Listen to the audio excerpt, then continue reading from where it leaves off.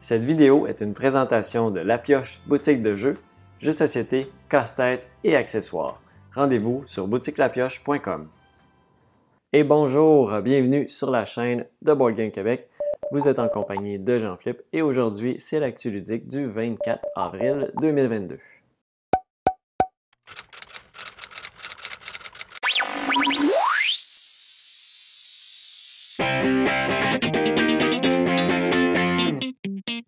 Alors, cette semaine, j'ai pas nécessairement d'annonce ou quoi que ce soit à faire avant de passer aux nouvelles en tant que telles. Côté jeu, j'ai vraiment joué en proportion quasiment égale là, sur BGA et en réel aussi également, donc avec des gens tout simplement. Donc j'ai partagé ça les deux. Les parties pas mal BGA, c'est pas mal en tour par tour, quelques parties en direct aussi. Pour certains jeux, donc ça me permet d'essayer quand même plusieurs affaires. J'ai toujours des parties en cours en ce moment. Oui, c'est vrai, je veux reparler aussi du Discord. Donc, si jamais ça vous intéresse, je pense pas que je l'ai fait la semaine, de 2 semaines, ou c'était pas encore créé. Je pense que c'était pas encore créé. Fait que je vous l'annonce tout simplement. Donc, il y a un Discord qui a été créé pour venir discuter. Donc, je vais mettre le lien dans la description de la vidéo pour que vous puissiez rejoindre le Discord. On est une trentaine jusqu'à maintenant. Donc, merci. Pas merci, mais si ça vous tente de rejoindre le Discord et venir discuter de jeu, de ce que vous avez joué récemment, des petites nouvelles ici et là. Je parle aussi, bien sûr, j'ai un salon pour La Pioche, la boutique de jeux. Donc, si vous avez des questions là-dessus aussi, c'est un parfait endroit pour le faire. Donc, c'est mes petites annonces pour cette semaine. Et donc, on va passer aux nouvelles qui ont retenu mon attention dans les dernières semaines. Stonemaier Games a annoncé le 13 avril dernier quelle sera la prochaine extension pour Viticulture. Ce sera une extension coopérative au nom de Viticulture World dans laquelle les joueurs vont jouer sur un tout nouveau plateau et vont tenter d'avoir la reconnaissance mondiale sur les 7 continents asymétriques. On devrait voir arriver le tout possiblement au 3e ou 4e quart de 2022. Étant un grand amateur de golf, je suis toujours à la recherche de jeux qui représentent bien le golf. La campagne du jeu Table Golf Association est actuellement en cours sur Kickstarter. Il s'agit d'un jeu de dextérité de style Peach-Note avec différentes restrictions de déplacement et de doigts utilisés en fonction de l'endroit où on se retrouve sur le terrain. Le tout est assez intriguant. La campagne se termine le 12 mai prochain et on demande une contribution d'environ 96 $ canadiens pour le jeu de base. Les extensions sont également disponibles dans la campagne.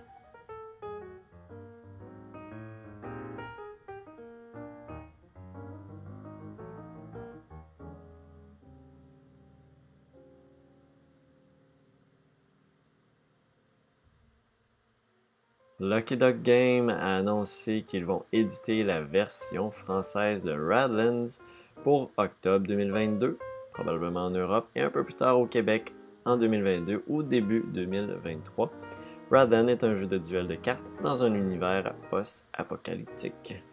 Vous êtes des amateurs de zombicide et de flip and write, et bien on attend pour le 3e quart de 2022 le jeu Zombicide Gear Up Flip and Write. Un jeu de flip and write dans l'univers de Zombicide.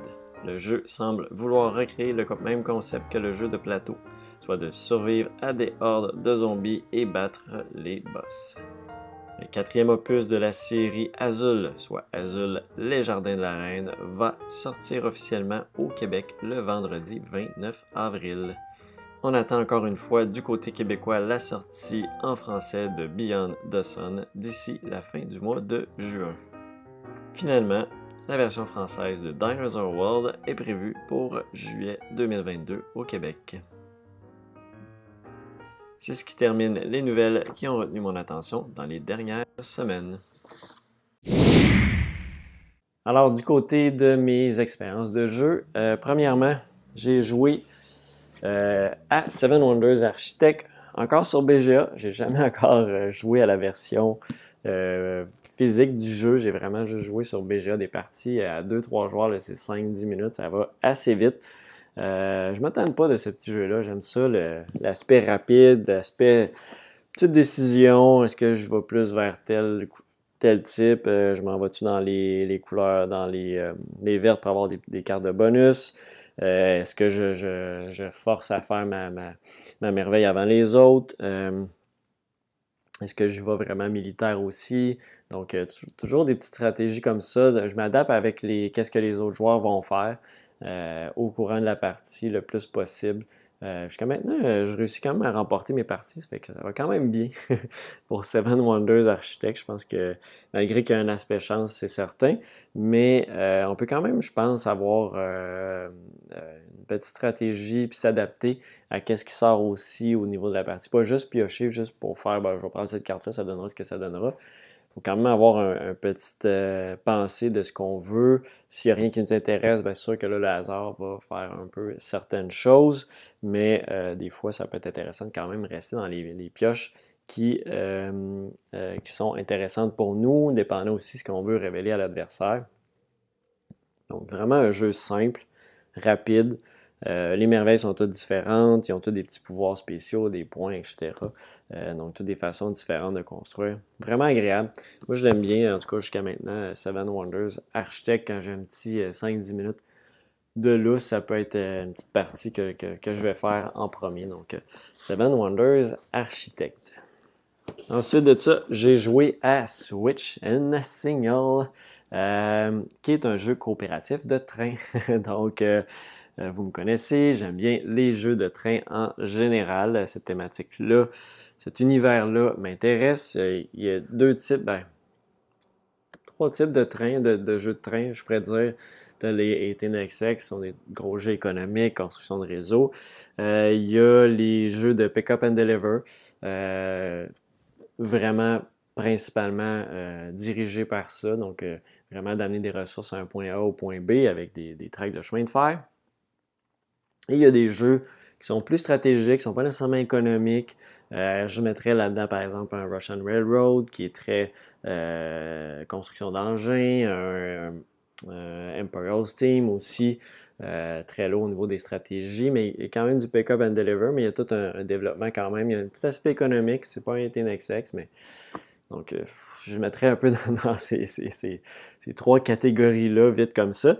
Et Switch and Single va rentrer dans les pick-up and deliver, mais coopératif. Donc, qu'est-ce qu'il va nous amener à faire? C'est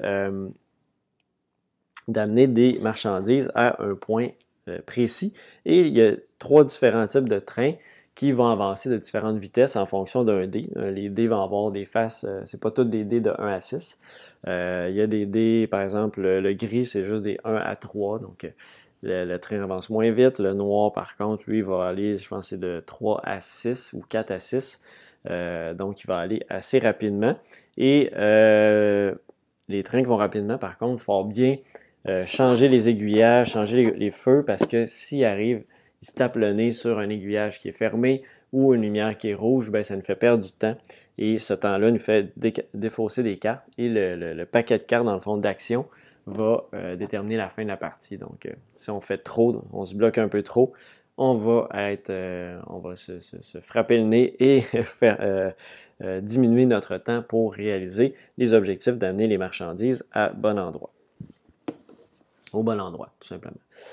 Dans le fond, il y a deux côtés de plateau. Il y a le côté qu'il faut livrer les marchandises à Marseille. L'autre côté, c'est un peu plus difficile. Il y a 2 points de chute. Je pense que c'est New York et San Francisco. Si je ne me trompe pas, le jeu est simple. On a 3 types d'actions. Soit déplacer des aiguillages, changer des feux de circulation ou faire avancer un train, tout simplement.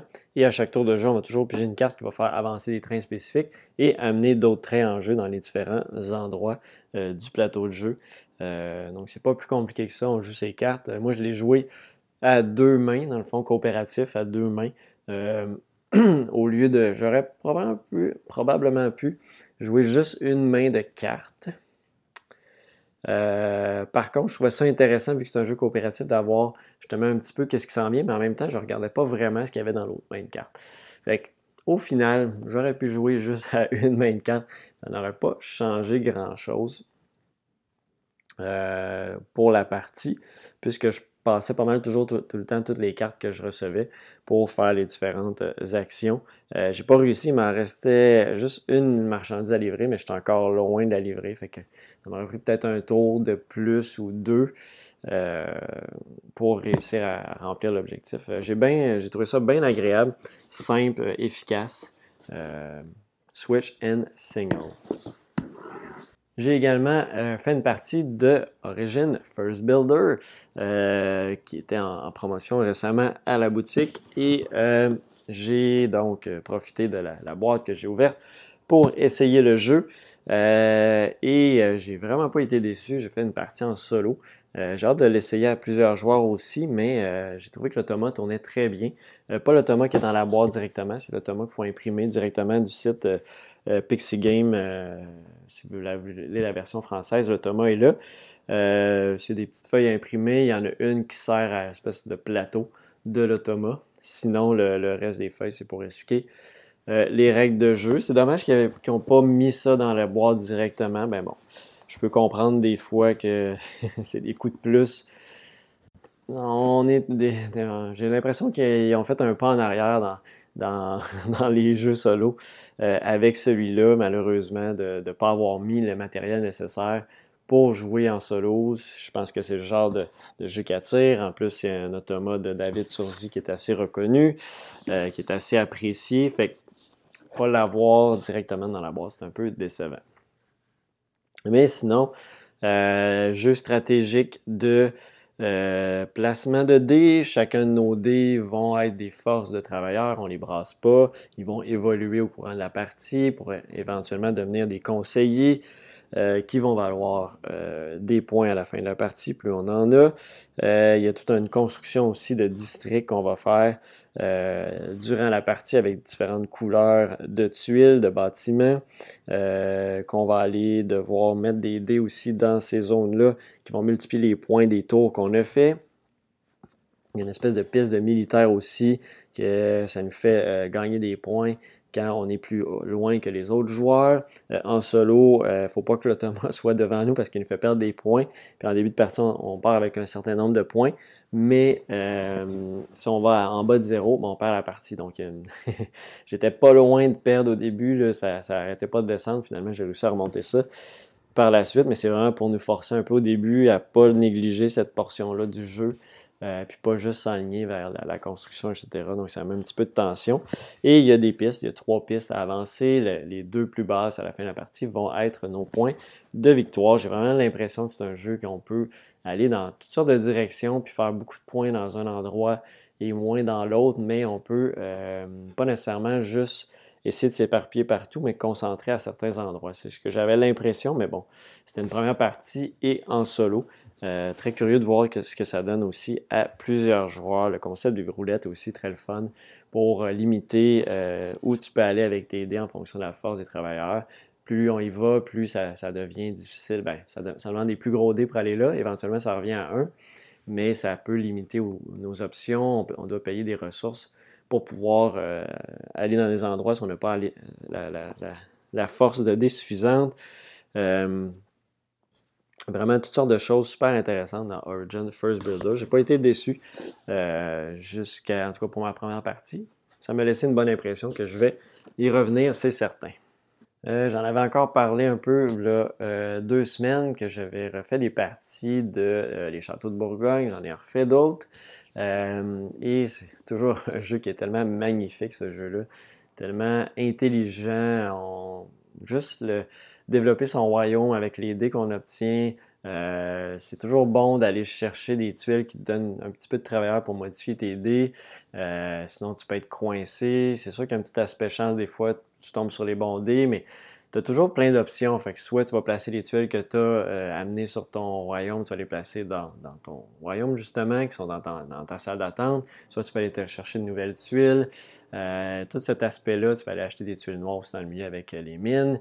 Il y a toute une course aussi dans les différentes couleurs à terminer en premier pour faire les points de fin de zone en premier. Et ce qui est vraiment intéressant, c'est dans la première ère de jeu, tu fermes une zone, mais ça donne 10 points bonus. Mais la deuxième round, 8 points, 6 points, 4 points, 2 points. Donc, tu essaies de fermer les petites zones au début. Ils ne donnent pas nécessairement gros de points, mais les bonus sont intéressants. Tandis que plus ça va vers la fin de la partie, ben là, tu essaies de terminer tes grosses zones qui sont très payantes, mais le bonus va être un petit peu plus bas, mais c'est pas très grave. Donc, c'est une stratégie qui est quand même intéressante. Toujours agréable de jouer au Château de Bourgogne. Je pense pas un jeu que je suis prêt de me lasser. Ça reste un de mes jeux préférés. Et là, ça fait longtemps que je ne l'avais pas joué, puis on dirait en le rejoignant sur BGA, ben je redécouvre le jeu et très, très, très content d'y jouer, de pouvoir refaire plusieurs parties de ce jeu-là. Donc, les Châteaux de Bourgogne. J'ai refait aussi des parties de Nidavellir. Lui, je joue aussi sur BGA. Je ne l'ai jamais joué en réel non plus. Mais lui, je joue en direct, en temps réel, pas en tour par tour, vu que les actions sont quand même assez rapides. Là. On sélectionne nos différentes pièces, nos mises, puis après ça, on va chercher les cartes dans les différentes tavernes. Donc, en tour par tour, je pense que ce serait un petit peu... ça briserait un peu le tempo du jeu qui est assez rapide. Là. Il n'y a pas des grosses réflexions. Là. Les décisions se font assez vite, donc je préfère le jouer en temps réel. Les parties ne sont pas trop longues, peut-être 20 minutes. Une demi-heure maximum. Donc, Nidavellir, qu'est-ce que c'est? C'est un jeu principalement d'enchères et de collection d'ensemble. Donc, chaque couleur de clan, de nain va nous donner des points en fonction de sa couleur. Donc, les vertes, c'est une charte. Plus t'en as, plus ça donne de points. Les mauves, c'est la même chose, mais la charte est différente. Les bleus, c'est des points directement. Les bruns, c'est des points plus ta plus grosse pièce à la fin de la partie. Les orange, c'est en fonction du nombre de petits tags que tu as, multiplié par les chiffres que tu as sur les cartes. Et à chaque fois que tu as une de chacune des couleurs, ben, ça te donne un héros spécial. Les héros, qui sont des cartes plus fortes que toutes les autres, que tu essaies de bien combiner. La dernière partie que j'ai joué, j'ai essayé avec les frères. Là. Plus tu accumules de frères, plus ça te donne de points. J'étais à 2 points de gagner. Je pense pas que j'ai gagné encore à Nidavellir, mais là, je commence à découvrir un peu plus de stratégie, comment bien mixer tes pièces pour bien optimiser tes améliorations de pièces pour ne pas être trop pogné. Essayer de chercher la grosse pièce aussi. Donc, toutes sortes de petites stratégies comme ça que je découvre petit à petit en jouant au jeu. Donc, souvent, sur BGA, moi, c'est ça que ça fait. La première partie que je joue, on dirait qu'il y a tellement d'automatisation que tu ne saisis pas tout bien, tout ce qui se passe. Puis des fois, j'ai lu les règles un petit peu à moitié. Fait que, ou ben tous les personnages, mettons, spéciaux, ben j'ai pas eu le temps trop de les regarder. Dépendant sur quelle plateforme je joue, si je joue sur mon cellulaire, ben je suis pas capable de voir qu'est-ce que les cartes font nécessairement. Tandis que sur l'ordinateur, ben, tu peux mettre ta souris puis tu vois qu'est-ce que la carte fait. Donc, c'est sûr que ça, c'est moins évident. Mais quand tu sais pas trop ce que les cartes font, tu y vas un peu au hasard. Mais sinon, plus ça va, plus je découvre des nouvelles stratégies. Puis j'aime bien ça, le jouer de temps en temps. Je ne le sors pas parce que je ne l'ai pas, mais le jouer de temps en temps. Donc, Nidavellir, c'était une autre partie que j'ai fait de ça. J'ai rejoué aussi, ça faisait longtemps que je n'avais pas joué à Seven Wonders Duel. J'ai joué à ça avec Joe et une partie super agréable et c'est la première fois que je gagnais une victoire scientifique. Il m'a laissé un petit peu aller avec ces tags-là. Puis lui, il était très militaire aussi. Il était très proche d'avoir une victoire militaire. Donc ça s'est joué un petit peu à la fin sur le retournement de certaines cartes, qui allait faire retourner quelle carte. Le pire, c'est qu'il m'avait fait retourner le dernier symbole que j'avais pas et je ne pouvais même pas l'acheter. Fait que j'étais obligé de briser cette carte-là. Puis finalement, par chance, là, de mon côté, il était obligé de révéler une autre carte. Et là, cette fois-ci, c'était encore le symbole qui me manquait. Et là, je pouvais l'acheter. Donc, ça s'est terminé comme ça. À la dernière manche, donc une victoire scientifique, c'est la première fois que je faisais ça. C'était le fun de voir que c'était possible, mais ça prend quand même un peu de chance pour y arriver, de miser là-dessus, parce que sinon, avec les points, j'y étais pas. Donc, j'ai vraiment essayé ça du début de la partie, j'allais chercher les cartes. verte, les petits jetons, une technologie en même temps, c'est toujours le fun. Et ça a porté fruit au final. Donc, Seven Wonders Duel, toujours un bon petit classique à sortir en duel. Avec Joe, j'ai joué également aussi à Beyond the Sun. Beyond the Sun, un jeu assez lourd au niveau de la boîte et au niveau de la complexité, mais quand même pas si complexe que ça. Je me attendais un petit peu plus lourd que ça finalement. Mais sincèrement, j'ai adoré ce jeu-là, un jeu de développement d'arbres technologiques tout simplement, dans lequel on va aller chercher des cartes, à faire des améliorations qui vont donner des meilleurs pouvoirs de ressources. Le but, c'est principalement de faire certains objectifs et aussi de vider nos technologies, nos productions de ressources puis nos productions d'ouvriers. Il y a aussi le concept des ressources qu'on a ici avec les différentes colonnes. Quand on les ramène, ça s'en va dans certaines colonnes. Quand on produit des ressources, on produit dans certaines colonnes. Donc A, B, C, D. Il y a une espèce d'avancement aussi qui va nous donner des points à la fin de la partie. Et il y a tout l'aspect exploration de planètes aussi, qu'on va se promener avec des vaisseaux. Ça aussi, ça va nous donner des points à la fin de la partie. Donc, principalement, on essaie d'améliorer toutes nos actions possibles. Et il y a les cartes de la fin aussi, les technologies niveau 4 qui, elles, sont des points de fin de partie. Donc, quand on se rend là, ça nous donne plus de points également à la fin. Donc, vraiment pas été déçu par Beyond the Sun, petit jeu d'arbre technologique, quand même assez simple au final. Tu regardes ce que les cartes font, tu te dis, bah, ça me semble être plus efficace pour moi, je vais faire cette action-là. On passe à l'autre joueur tout simplement, on fait notre production, puis ça roule comme ça très rapidement. Vraiment, belle découverte pour Beyond the Sun de mon côté. Donc, c'est ce que j'ai joué. J'ai également fait une partie de Mille Fiori. Mille Fiori que Joe avait en sa possession et qui arrive ici au Canada pour le mois de juillet. Et donc, Mille Fiori, c'est un jeu dans lequel on va avoir une espèce de... C'est un mélange de... c'est un jeu à combo en séquence. Fait qu'on va avoir différentes zones sur le plateau. On va jouer une carte. Dans le fond, on va avoir 5 cartes en main. On joue une carte pour aller dans une zone. Il y a des différents symboles qu'on va pouvoir placer dans nos petites tuiles. Quand on complète certaines zones, regroupements, dépendant des secteurs, ça va nous faire des enchaînements, des bonus. On va pouvoir rejouer d'autres cartes qui sont disponibles à tout le monde. Puis on enchaîne comme ça des fois plusieurs bonus, plusieurs zones de points. Il y a aussi tout le temps des espèces de, pas de majorité, mais ouais, aller chercher toutes les différentes icônes dans les différents secteurs. Et ça nous donne toujours un 20 points bonus, 15 points si t'es deuxième, 10 points, etc. Il y a toutes sortes de mini-jeux comme ça. Il y a une piste de bateau aussi qui peut nous donner plein de points, dépendant comment on l'avance.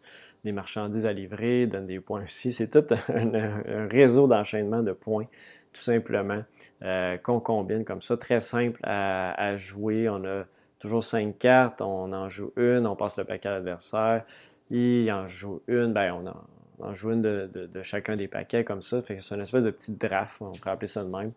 Et les cartes qui restent vont aller dans les cartes communes pour qu'on fait des bonus qu'on débloque. Vraiment simple, vraiment efficace. J'ai hâte de rejouer à ce jeu-là quand il va sortir. C'est sûr que je vais probablement mettre la main là-dessus dans les commandes que j'ai fait pour en avoir un en ma possession. Mon seul aspect négatif, c'est qu'il n'y a pas de mode solo. J'ai l'impression que c'est un jeu qui aurait pu, comme un trait futé ou quelque chose comme ça, qui aurait pu avoir une réflexion derrière pour vraiment avoir un mode solo d'optimisation de points, de juste battre son score. Un peu à la tréfutée, ce genre de jeu-là, c'est le fun comme ça, de faire toujours le meilleur score possible. Ça se joue en une demi-heure, c'est assez rapide, même si c'est un jeu de plateau. Donc, ça, c'était mon petit bémol. J'espère qu'il va y avoir quelque chose. Je n'ai pas regardé, là, ça se peut qu'il y ait déjà quelque chose qui a été fait pour un mode solo non officiel, mais je pense que ça va être dû pour ce jeu-là. Et dernier jeu que je voulais parler, j'ai ressorti Terraforming Mars. Ça faisait 4 ans que je n'avais pas joué à Terraforming Mars. C'est quand même assez long. Bien heureusement, quand j'ai ressorti, dans le fond, J'ai joué, la dernière fois que j'ai joué, il n'avait pas encore gagné l'As d'or de l'année en 2018. Si je ne me trompe pas, la boîte que j'ai, moi, personnellement, la version française, il n'y a pas le petit icône de l'As d'or. Et donc, Terraforming Mars, ça n'a pas été trop long de me remettre dans les règles. J'avais quand même fait déjà par le passé, peut-être quasiment une dizaine de parties. Et c'est pas très complexe au niveau des actions, c'est beaucoup au niveau des cartes, bien maîtriser le jeu qui est la complexité du jeu. Et c'est surtout là que ça a manqué dans ma partie. J'étais quand même loin de vraiment réussir les objectifs de terraformation. Mais j'ai trouvé ça toujours super intéressant. Tu essaies de faire les meilleurs combos possibles de cartes en fonction de la pige que tu fais. Faudrait que j'aille revoir. Je pense qu'il y avait une variante pour drafter en solo. Parce que là, je suis allé juste 4 cartes à la fois. Puis c'est sûr qu'il y a tellement de cartes que tu ne vois pas toutes passer. Donc, des fois, il y aurait peut-être dû avoir des meilleures chances de partie que d'autres en fonction de ce qui sort. Mais quoi que tu n'achètes pas tout non plus. Fait que tu essaies vraiment d'optimiser en fonction de ce que tu obtiens. Aussi au niveau des cartes. Puis c'est de développer son engin assez rapidement. Puis des fois, c'est un peu long au début de la partie. Vraiment être dedans pour réussir à faire quelque chose qui a de l'allure. Donc, ça ressemble à ça. Là. Je ne veux pas m'éterniser sur Terraforming Mars. C'est un jeu assez connu si vous ne le connaissez pas, on va produire des ressources à chaque ronde de jeu en fonction de où on est rendu dans nos marqueurs de production. Et avec ces ressources-là, on va placer des océans, placer des forêts, placer des villes, ça c'est avec les cartes. Et tout ça va faire monter la température, monter l'oxygène et les océans, c'est un objectif aussi. Donc, il faut réussir à atteindre 14% d'oxygène. 8 degrés, c'est ça? 4 degrés, 8 degrés. 8 degrés et avoir placé les 9 océans. Donc, c'est l'objectif final à atteindre pour remporter la partie en 14 années. Tout simplement 14 rondes de jeu. Et j'étais pas loin, la température était au maximum, il manquait, je pense, un océan à mettre. Et il manquait quelques pourcentages d'oxygène. Donc, j'étais pas si loin, mais j'étais pas encore là. Il m'a probablement pris même peut-être voire 2 années supplémentaires. Donc, j'étais pas trop là dans ma partie, mais ça a été quand même agréable. Malgré tout, pour Terraforming Mars, ça m'a peut-être pris 1 heure et quelques en solo, puis ça faisait quand même longtemps que je n'avais pas joué. Donc, malgré tout, ça n'a pas été trop long à sortir pour Terraforming Mars. Donc, c'est ce qui complète mes expériences de jeu pour les 2 dernières semaines. On va aller voir sans plus tarder les segments raccourcis de 19 et des retours, donc les nouveautés qu'il y a eu à la boutique dans les 2 dernières semaines. Donc, ça vous fait un petit résumé rapide des nouveautés qui sont sorties. Et encore là, si vous voulez voir les segments complets, je vous invite à aller voir la chaîne de la boutique La Pioche. Tout simplement sur YouTube aussi pour avoir les segments complets et quand il sort exactement. Et sur ça, on s'en va voir tout simplement les segments de 19 et des retours. Long Shot de Dice Game. Long Shot de Dice Game, c'est un jeu d'enchères sur une course de chevaux dans lequel les chevaux vont avancer avec des résultats de dés et chaque coureur, en fait, je me souviens plus comment on appelle ça, les personnes sur les chevaux, j'ai un blanc, mais en tout cas, ces personnes-là, j'ai Valet en tête, mais c'est pas ça pantoute. Non, ça revient pas. C'est pas grave. Vont avoir une carte spécifique à ce cheval-là. Et c'est un jeu dans lequel, dans le fond, chaque joueur va faire aussi des actions pour miser justement sur qui va gagner la course, quel chevaux va gagner la course. On peut acheter aussi des chevaux. Si on achète ces chevaux-là et qu'ils gagnent, ça va nous donner des points à la fin de la partie. Les mises qu'on va faire vont nous donner des points à la fin de la partie, principalement ça. Et aussi, on peut aller améliorer tout au long de la partie les différents pouvoirs des différents chevaux qui vont faire avancer d'autres chevaux lorsque ces chevaux-là avancent. Donc, il y a une petite stratégie quand même derrière tout ça, malgré que oui, il y a de la chance avec les dés, c'est sûr. Un cheval peut avancer beaucoup dans la partie et finalement, à un moment donné être tout près de gagner et n'avance tout simplement plus. Donc, il y a une part de chance dans tout ça, mais sympathique jeu de enchères avec un dé, style plus roll and write, mais mise et tout ça mélangé. C'est pour 1 à 8 joueurs, donc une grande variété de joueurs qui peuvent y jouer 25 minutes. C'est la version anglaise ici. Donc, Reload, c'est un jeu qui peut faire penser à un jeu de tir à la première personne. On voit bien l'idée en tête de se parachuter, comme un peu dans les... j'ai beaucoup... Ça paraît que je tourne ça après une journée de travail. J'ai plein de blancs. J'ai un gros blanc. J'ai Player Unknown aussi. Non, c'est pas ça. Unknown Player, c'est un jeu vidéo.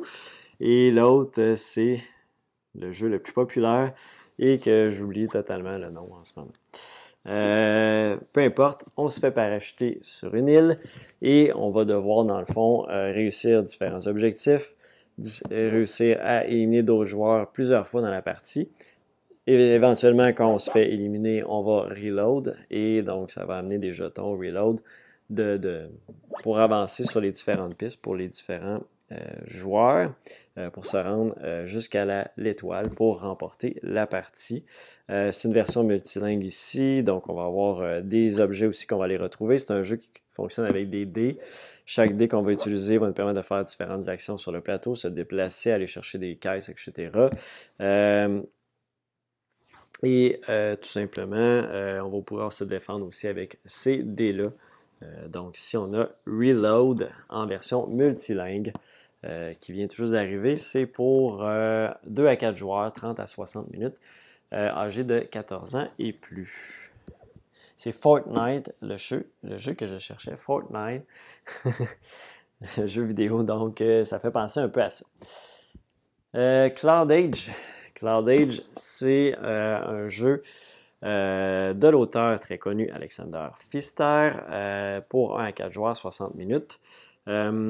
C'est Alexander Pfister plus Arnaud Steinwander, donc il a fait ça en duo pour celui-là.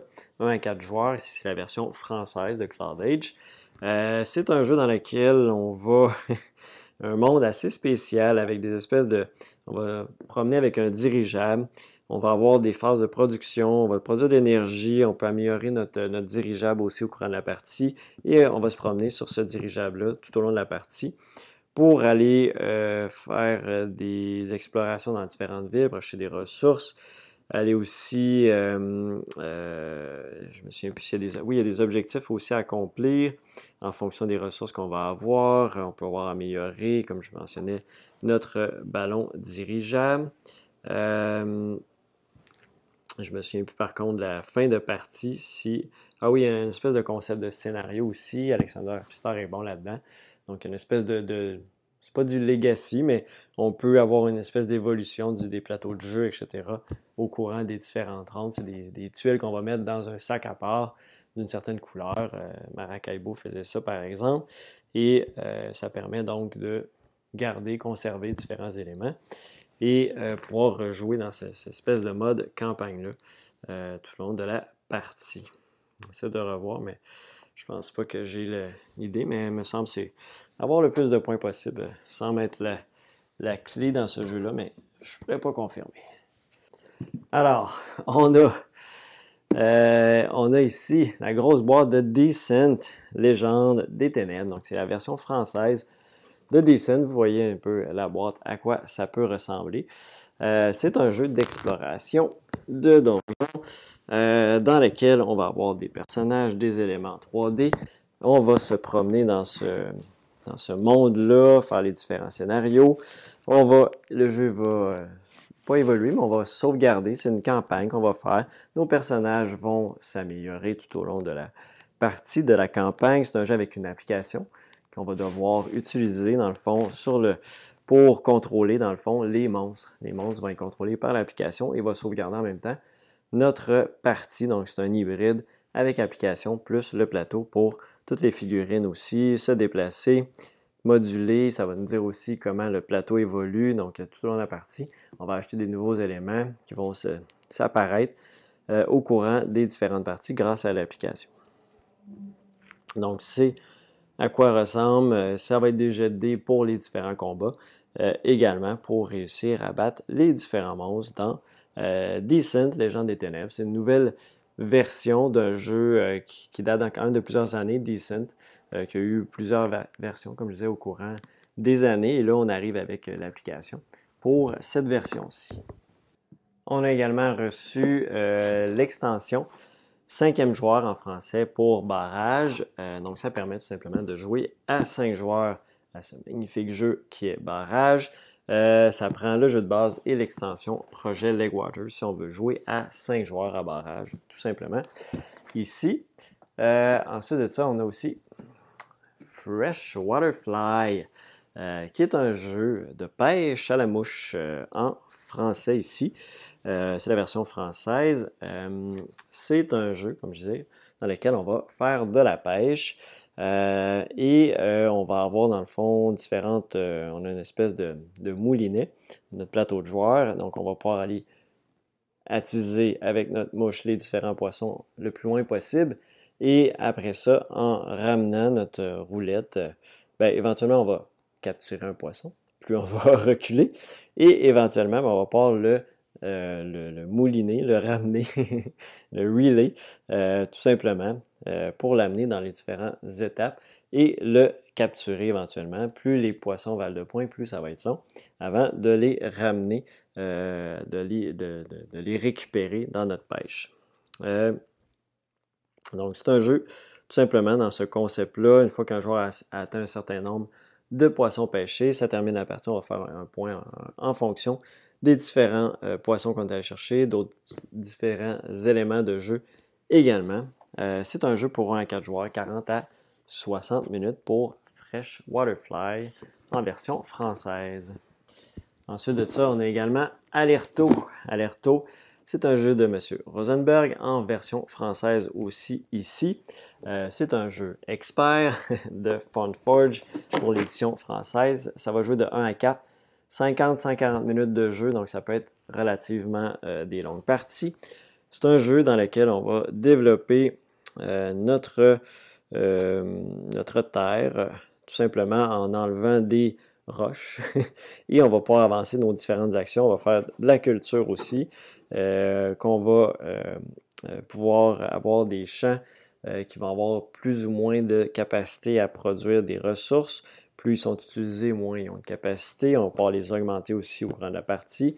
C'est un jeu qui va fonctionner avec des cubes d'action. Et dans chacune des zones d'action, plus il y a de joueurs qui sont allés, plus ça va nous coûter cher faire les actions.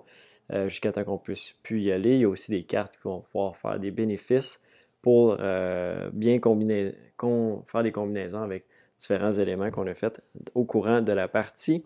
Et on va aussi placer différentes cartes sur notre plateau personnel tout au long des différentes manches pour, encore là, faire des points. Il y a un concept de mouton aussi qu'on va pouvoir garder.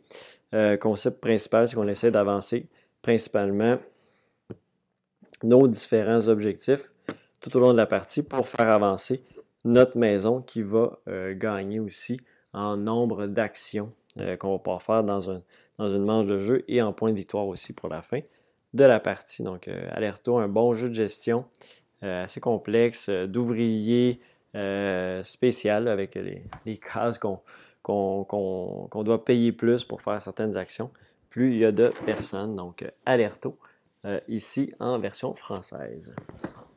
On a aussi Extinction. Ici, j'ai la boîte Panda, mais j'ai aussi la boîte Tigre. Les deux boîtes contiennent l'extension Panda. Elles sont pareilles. C'est juste la couverture qui va changer. C'est un jeu coopératif de 1 à 5 joueurs, 75 minutes environ par partie.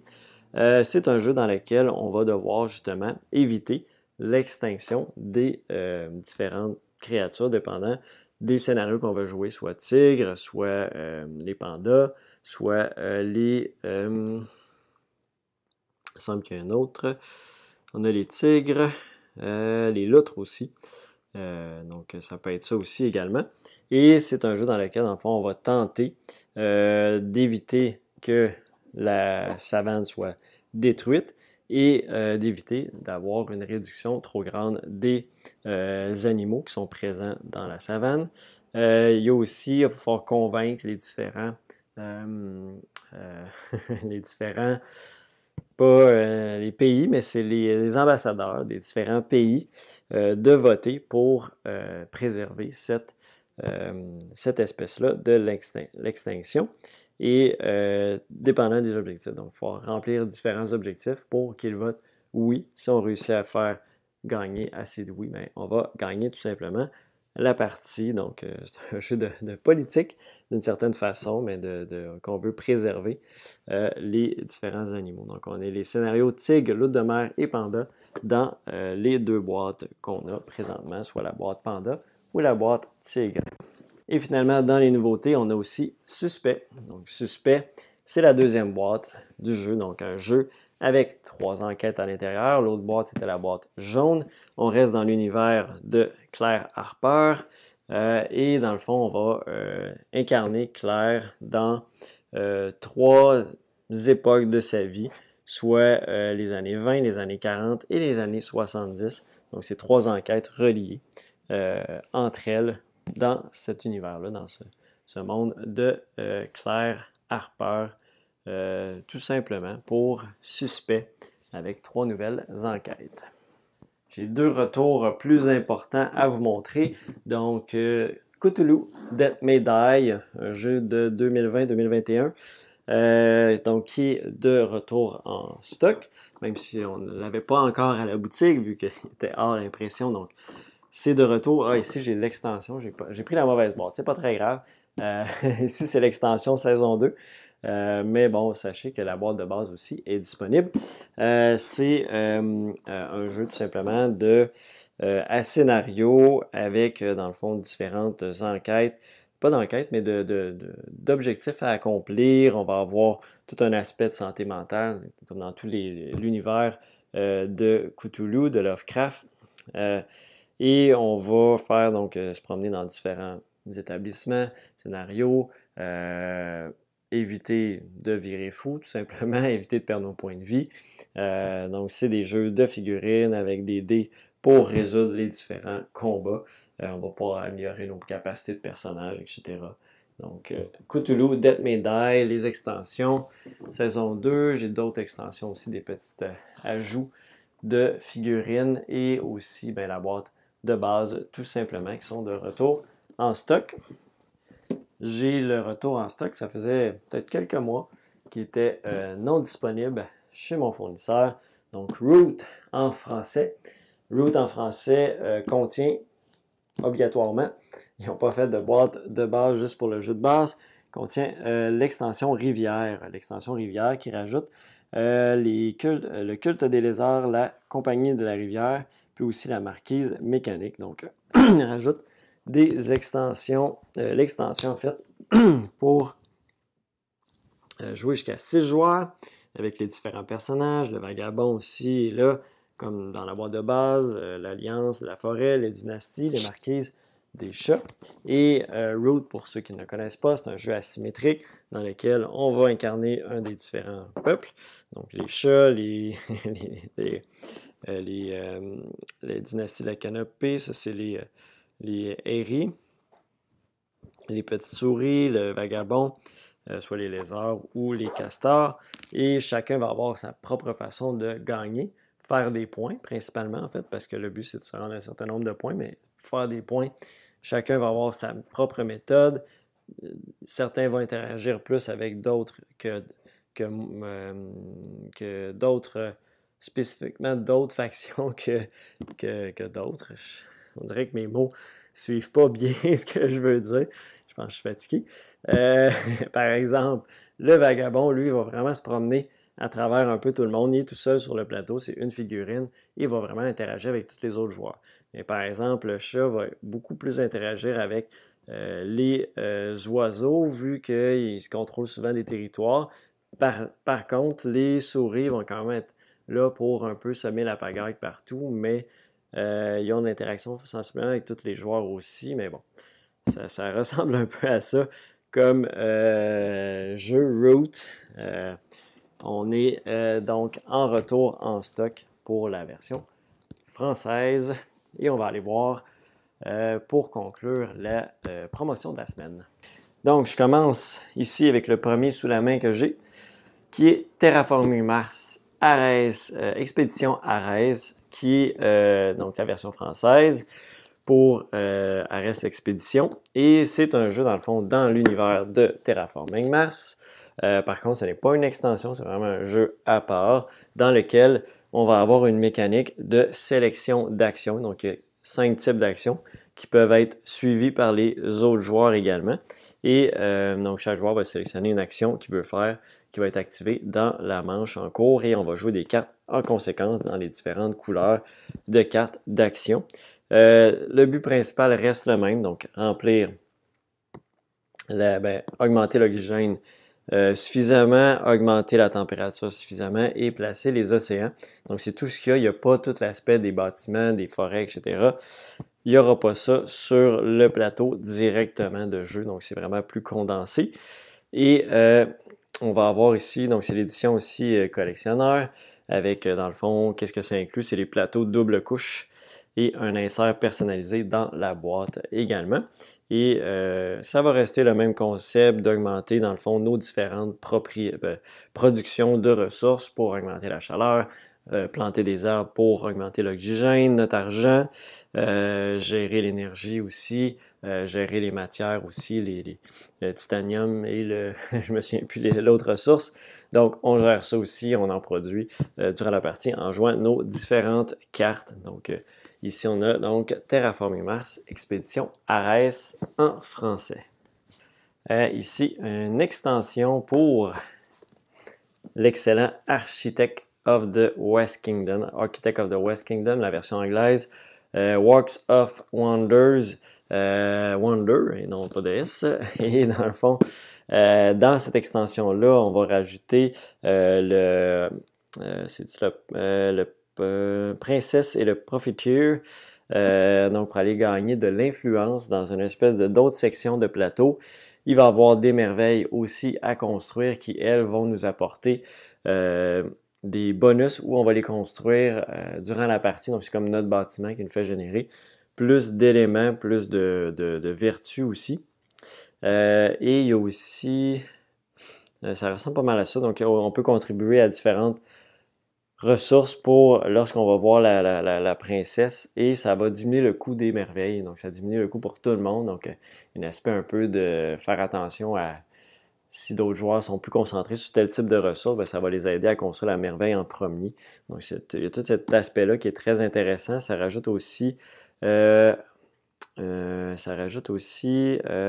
fait, ouais, c'est l'influence en fait qui est rajoutée, qui permet aussi d'en dépenser, si ma mémoire est bonne, pour différentes ressources, qui peut être intéressant.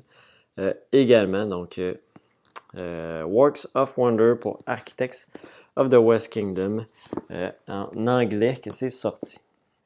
Honeybuzz en version anglaise. Donc, Honeybuzz, c'est un jeu dans lequel on va avoir du placement de tuiles, construire notre ruche d'abeilles, qu'on va faire dans le fond des segments, des alvéoles vides qu'on va pouvoir remplir avec des jetons spéciaux si on réussit à faire ça, qui vont nous donner des bonus.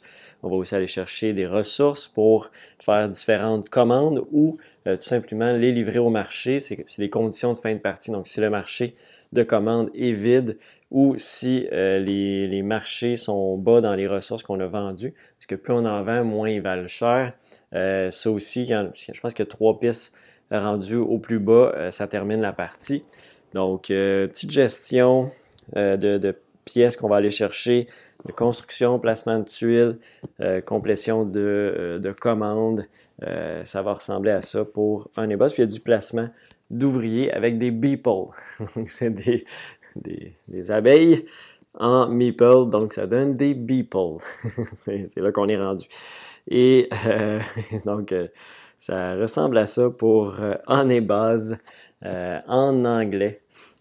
Qui est arrivé, c'est 45 à 90 minutes quand même, assez stratégique, 1 à 4 joueurs. On a aussi reçu Yak Yak en version multilingue, un jeu de Pretzel Games. C'est un jeu dans lequel on va devoir construire une pyramide de pierres. Ces pierres-là vont nous donner des points en fonction des couleurs qu'on va coller ensemble, des différences de couleurs, etc. Et comment ça va fonctionner, c'est qu'on va toujours échanger avec le yak devant nous des ressources. On va pouvoir payer de la nourriture pour aller chercher des pierres et on va pouvoir payer des pierres pour aller chercher de la nourriture. Donc, on fait des échanges comme ça et les yaks vont tourner sur le plateau. Comme ça, on peut planifier d'avance, mais les yaks peuvent avoir, il peut y avoir des pierres spéciales qui vont tourner dans l'autre sens. Donc, ça joue un peu sur notre planification. Matériel de très belle qualité. On a des petits yaks en bois avec leurs petites charrettes qui vont se déplacer. Donc, une très belle production. Donc, c'est des brouillards, c'est ça. Le brouillard qui s'épaissit, qui fait que les yaks vont tourner dans l'autre sens. Donc, c'est 30 à 60 minutes, 8 ans et plus, 2 à 4 joueurs pour yak. On a aussi le retour très attendu de Spirit Island en version française. Spirit Island, c'est un jeu dans lequel on va incarner des esprits qui tentent de repousser les envahisseurs qui arrivent sur l'île. Donc, c'est un jeu très complexe. C'est un jeu très complexe à gérer les personnages qui vont se jouer avec des cartes et on va augmenter leurs attributs au courant de la partie. Il y a un aspect contrôle de territoire sur le plateau avec nos personnages. C'est un jeu coopératif, donc d'où le gaming, mes contrôles de territoire en fait, où on va mettre nos contrôles. C'est là qu'on va pouvoir agir sur le plateau pour repousser les différents envahisseurs. Donc, toutes sortes d'esprits. Il y a 8 fiches esprits dans cette boîte-là. La boîte de base avec, de mémoire, il y a quand même plusieurs scénarios. Il y a 4 fiches de scénario. Donc, amplement déjà d'ouvrage. Juste contrôler les esprits sont tous différents de la façon qu'ils fonctionnent. C'est 90 à 120 minutes par partie, 1 à 4 joueurs, 14 ans et plus. Donc, c'est de retour en stock. La version française de Spirit Island. Ça part quand même très vite. Il m'en reste quelques... pas beaucoup de copies. On a également reçu Wonderland's War. Donc, Wonderland Wars, on est dans le monde justement de Wonderland, le pays des merveilles, et on va avoir des guerres entre les différents personnages. On va chacun incarner un personnage et on va se battre sur différents territoires pour les contrôler, pour faire des points. C'est un bag building, donc on va avoir des chips qu'on va aller chercher, des jetons, des jetons qu'on va aller chercher, qu'on va mettre dans un sac et va nous permettre de faire des combats pour réussir à remporter différents éléments. Et on va avoir des combats qui vont se résoudre sur chacune des zones. On va avoir des missions aussi à faire au courant des phases de jeu qui vont nous rapporter des points également à la fin de la partie. Un jeu magnifiquement illustré et dans un monde très connu de le pays des merveilles. Donc, c'est pour 2 à 5 joueurs, c'est 25 minutes par joueur et c'est pour des joueurs âgés de 13 ans et plus pour Wonderland Wars. Je parlais tout à l'heure de Spirit Island. Donc, ici, on a Spirit Island Terre Fracturée, donc l'extension qui vient ajouter beaucoup de contenu à Spirit Island. De base, donc on vient rajouter 2 nouveaux plateaux d'îles pour jouer jusqu'à 6 joueurs. Tantôt, je parlais de 1 à 4, celle-là ici. On va justement 1 à 6, donc ça permet d'ajouter 2 joueurs 90 à 180 minutes, donc ça rajoute du temps, bien évidemment, si on joue à plusieurs. Ça rajoute 10 nouveaux esprits. Il y a aussi un pack promo à l'intérieur avec des nouveaux esprits également. Des 3 nouvelles fiches scénario et plein de contenu justement pour gérer les différents personnages, les différents esprits qu'on va avoir, les différentes fonctions. Donc, ça rajoute tout ça pour Terre Fracturée. Ça permet aussi de faire des espèces d'îlots. Au lieu d'avoir juste une grande île, ça fait des archipels. Donc, une toute nouvelle façon un peu de jouer à Spirit Island, donc avec Terre Fracturée. Finalement, on a aussi reçu le Golem en français, nouveau jeu de Simone Luciani, Flaminia Brassini et Virginio Gigli, les auteurs italiens très connus pour plusieurs jeux. Donc, c'est Cranio Création qui est derrière ça aussi également. C'est et Intrafin Game pour la version française. C'est de 1 à 4 joueurs, 13 ans et plus, environ 120 minutes par partie.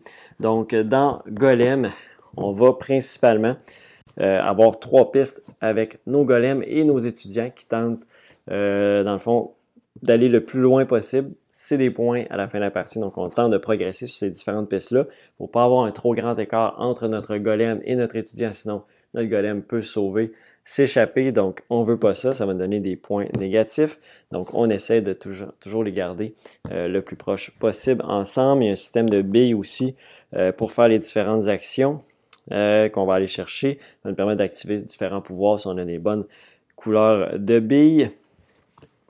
On a toute la gestion aussi sur notre plateau personnel. Ça ressemble à ça dans la générale. Jeu de gestion, monter sur des pistes, toute la sélection des actions aussi qu'on va devoir avoir à faire. Et c'est un jeu qui n'a pas beaucoup d'interaction entre les joueurs.